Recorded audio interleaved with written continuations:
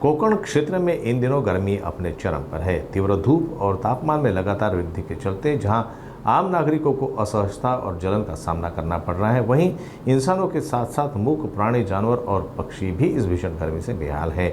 कई इलाकों में पानी के स्रोत जैसे नाले और नदी पात्र सूख चुके हैं, जिससे इन बेजुबान जीवों को पीने के पानी की भी भारी किल्लत हो रही है।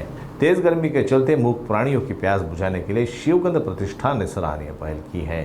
संस्था के युवाओं ने लांजा शहर में सीमेंट और प्लास्टिक के बर्तन रखकर पानी उपलब्ध कराया है, जबकि पहाड़ी इलाकों में छोटे जलकुंड बनाकर पानी भरा जा रहा है।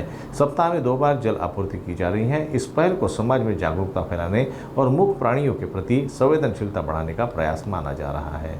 मी सुमित गुरव, आम्ही शिवगंध प्रतिष्ठान लांजाच्या वतीनं याही वर्षी प्रतिवर्षाप्रमाणे आपण जंगलातील पशुपक्ष्यांसाठी पाण्याची सोय तयार केलेली आहे। आपण बघतोय की सध्या कडक उन्हाळा चालू झालेला आहे। एप्रिल महिना चालू आहे, आता पुढच्या मे महिना असणार आहे आणि जंगलामध्ये आपल्या कोकणामध्ये विशेषतः पशुपक्ष्यांसाठी खूप पाण्याची गैरसोय निर्माण होते। आपण आता सध्या बघतोय की बिबटे असतील, गवारेडे असतील, हे सध्या लोकवस्तीकडे यायला लागलेले आहेत आणि याचं मुख्य कारण आपल्या सर्वांना वाटतं की ते खाण्याच्या शोधामध्ये येतात, तर खाण्याच्या शोधाबरोबर ते पाण्याच्या शोधामध्ये देखील आपल्या लोकवस्तीकडे वळायला लागले। याच्याकडे सर्वांचं दुर्लक्ष होतं आहे आणि तेच कुठेतरी आपण त्या पाण्याची जी गैरसोय जंगलामध्ये निर्माण होते ती थोडी कमी करण्यासाठी आमच्या शिवगंध प्रतिष्ठान लांजाच्या वतीनं आपण असे खड्डे तयार करतोय, ज्याच्यामध्ये प्लास्टिकचा कागद टाकून आपण त्यामध्ये पाणी साठवून त्यांच्यासाठी पाण्याची सोय उपलब्ध करून देतोय। तर मित्रांनो, या व्हिडिओच्या माध्यमातून मी तुम्हाला देखील आवाहन करेन की तुम्ही तुमच्या आजूबाजूच्या परिसरामध्ये, तुमच्या आजूबाजूच्या जंगलामध्ये पशुपक्ष्यांसाठी